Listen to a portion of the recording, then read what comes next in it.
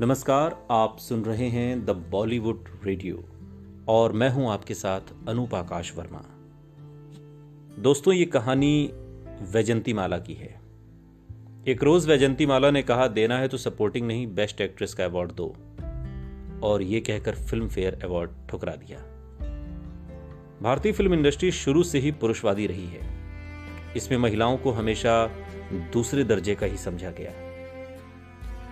हालांकि अब ये स्टीरियोटाइप्स कंगना, प्रियंका, दीपिका जैसी हीरोइनें तोड़ रही हैं, लेकिन इसकी शुरुआत 50 और 60 के दशक में शुरू हो चुकी थी, जब वैजंती माला जैसी दक्षिण भारतीय अभिनेत्री को भारतीय फिल्म इंडस्ट्री ने अपनी पहली फीमेल सुपरस्टार के रूप में स्वीकार कर लिया था। चाहे वो साउथ इंडियन एक्ट्रेस की हिंदी फिल्मों में स्वीकार्यता हो, महिला सुपरस्टार जैसी किसी चीज का होना हो, फिल्म के लिए अच्छे रिलेशनशिप को फेक करने का चलन हो, अवार्ड ठुकरा देने की बात हो, या फिर उस दौर में बिकनी पहनने की बात ही क्यों ना हो। मद्रास के ट्रिप्लिकेन में 13 अगस्त साल 1936 को जन्मी वैजंती माला ने इन तमाम स्टीरियोटाइप्स को तोड़ मरोड़ कर अपने मनमाफिक बना दिया, और बदले में उन्हें कहा गया भारतीय फिल्म इतिहास की पहली महिला सुपरस्टार।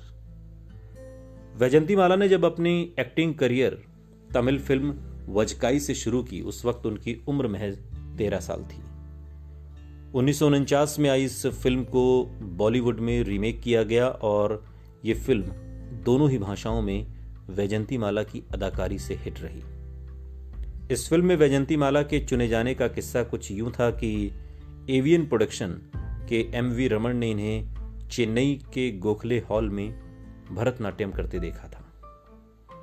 पहले तो उन्होंने ये पूरी परफॉर्मेंस देखी और उसके बाद ये तय कर लिया कि उनकी फिल्म में यही लड़की हीरोइन होगी। ऐसे में वैजंती माला को फिल्म वजकाई मिली, हालांकि उनकी दादी इस फैसले के सख्त खिलाफ थी। उनको लगता था कि फिल्मों में जाने की वजह से वैजंती का ध्यान पढ़ाई, डांस और म्यूजिक से हट जाएगा। आपको बता दें कि वैजंती माला भरतनाट्यम, नृत्य और कर्नाटक संगीत की बहुत अच्छी जानकार और परफॉर्मर है। एक्टिंग खून में होने की बात वैजंती के मामले में 100% सटीक बैठती है। उनकी मां वसुंधरा देवी भी 40 के दशक में तमिल फिल्मों की लीड एक्ट्रेस हुआ करती थी। लेकिन एक बात जो सबसे हैरान कर देने वाली है वो ये कि वैजंती माला अपनी मां से सिर्फ 16 साल छोटी थी। लेकिन उससे भी बड़ी और कमाल की बात यह है कि वैजंती अपनी मां को उनके नाम से और अपने पापा को अन्ना बुलाती थी। अन्ना का मतलब होता है बड़ा भाई, और इस शब्द का इस्तेमाल साउथ इंडिया में बहुत होता है। घर में उनकी बुआ और मोहल्ले के लोग उनके पिता को अन्ना बुलाते थे। उनको ऐसा करते देख वैजंती ने भी अपने पिता को अन्ना बुलाना शुरू कर दिया। ये बात तब की है जब अवार्ड सिर्फ दिखावटी और मनोरंजन का नहीं, बल्कि सच में सम्मान और उत्साहवर्धन का साधन होता था, और बावजूद इसके वैजंती माला ने उसे ठुकरा दिया। बिमल रॉय की फिल्म देवदास में सुचित्रा सेन ने पारो और वैजंती माला ने चंद्रमुखी का किरदार निभाया था। दिलीप कुमार देवदास बने थे। वैजंती माला को चंद्रमुखी के किरदार में उम्दा अभिनय के लिए फिल्म फेयर से बेस्ट सपोर्टिंग एक्ट्रेस के अवार्ड को दिया जा रहा था। वैजंती माला स्टेज पर आई और अवार्ड लेने से साफ इनकार कर दिया। उनका कहना था कि देवदास की जिंदगी में जितनी अहमियत पारो की थी, उतनी ही चंद्रमुखी की भी थी। इसलिए अगर उन्हें अवार्ड देना ही है तो बेस्ट एक्ट्रेस का दिया जाए, वरना उन्हें यह अवार्ड नहीं चाहिए।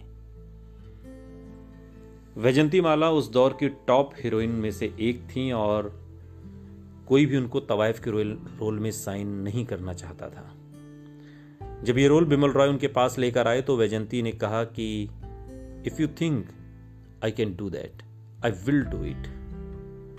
उसके बाद जो हुआ वो आपके सामने है। साल 1964 में एक फिल्म आई थी संगम, और उस फिल्म में राज कपूर, राजेंद्र कुमार और वैजंती माला के बीच लव ट्रायंगल दिखाया गया था। फिल्म बहुत बड़ी हिट थी, लेकिन इस फिल्म के बाद राज कपूर और वैजंती माला के प्यार की खबरें भी आने लगीं, जिसे वैजंती माला ने तो नकार दिया, लेकिन राज कपूर ने न ही स्वीकार किया और न ही खारिज। इससे आग को और घी मिलता गया, हवा मिलती गई। लेकिन 2007 में आई अपनी बायोग्राफी में वैजयंती माला ने इस खबर को सिरे से ये कहकर खारिज कर दिया कि राज कपूर का फिल्म प्रमोशन और पब्लिसिटी स्टंट था। यह खबर उन्होंने ही अपनी फिल्म के लिए जानबूझकर फैलाई थी। बी.आर. चोपड़ा को एक फिल्म बनानी थी और इसके लिए दिलीप कुमार को कास्ट किया जा चुका था, जबकि हीरोइन की तलाश जारी थी।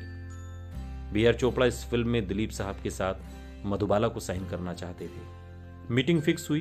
तय समय पर बी.आर. चोपड़ा मधुबाला के घर पहुंचे और मधुबाला को स्क्रिप्ट नरेट करने लगे। स्क्रिप्ट नरेशन के दौरान मधुबाला के पिता भी वहां मौजूद थे और हर दूसरे सीन में बदलाव की मांग के साथ टोक देते, जिससे नरेशन में दिक्कत हो रही थी और इसी बात पर बी.आर. चोपड़ा की उनसे बहस हो गई। बात इतनी बढ़ गई कि कोर्ट तक पहुंच गई और इसके बाद बी.आर. चोपड़ा ने मधुबाला का ख्याल छोड़ा और वैजयंती माला को साइन कर लिया। साल 1966 में आई फिल्म आम्रपाली में वैजयंती माला ने वैशाली की नगर वधू आम्रपाली का किरदार निभाया था। इस फिल्म में उनके साथ सुनील दत्त थे और इस फिल्म के लिए वैजयंती माला ने बहुत मेहनत की थी। उन्हें इस फिल्म से बहुत उम्मीदें थीं।